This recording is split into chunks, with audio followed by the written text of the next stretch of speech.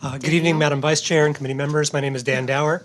I'm presenting this testimony on SB8, against SB8, on behalf of Educators in Solidarity. I'm also a former teacher. I was a teacher in Texas public schools from 2010 to 2022, 10 of those years in Pflugerville ISD. Simply put, SB8 is bad for Texas public schools.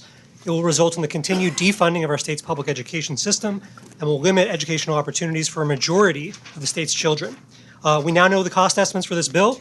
About $500 million through the biennium, and who knows more beyond that, will be coming out of public schools and going to private or homeschooling. We also know from the admissions of TEA officials that vouchers will result in cuts to public education. They said it.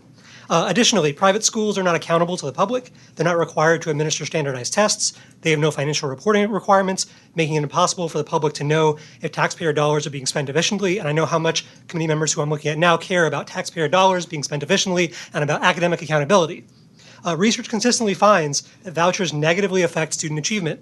Studies of voucher programs in Ohio, Louisiana, Indiana, DC found that students who use vouchers experience sharp declines in reading and math achievement when compared to similar students who remain in public schools.